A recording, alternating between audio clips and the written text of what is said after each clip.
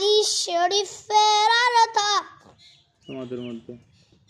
তোমাদের মধ্যে সর্বোত্তম ওই ব্যক্তি যে কুরআন মাজিদ শিক্ষা করে এবং শিক্ষা দেয়। তারপরে 3 নম্বর হাদিস শরীফ।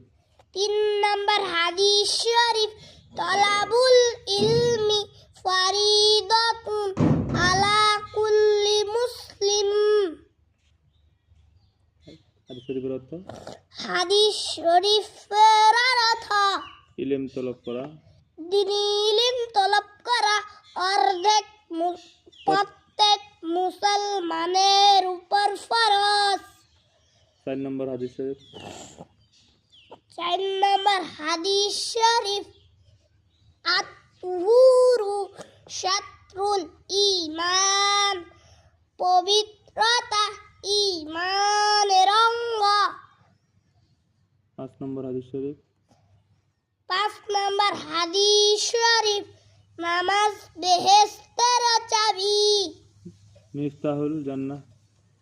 মিফতাহুল জান্নাতিস সালাহ।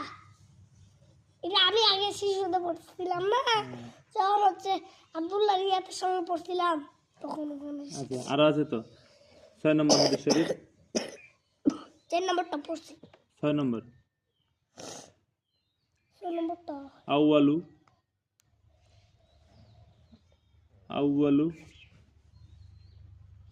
এটা তো 5 নম্বর। হ্যাঁ, এখন 6 নম্বরটা বলো। 6 নম্বর হাদিস শরীফ আউয়ালু ইউআসাবু, তারপর মা ইউআসাবু বিহিল আবেদু ইয়াউমাল কিয়ামাতিস সালাহ।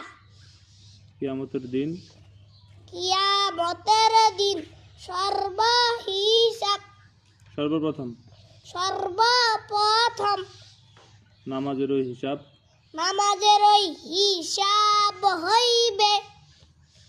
7 নম্বর হাদিস। 7 নম্বর হাদিস শরীফ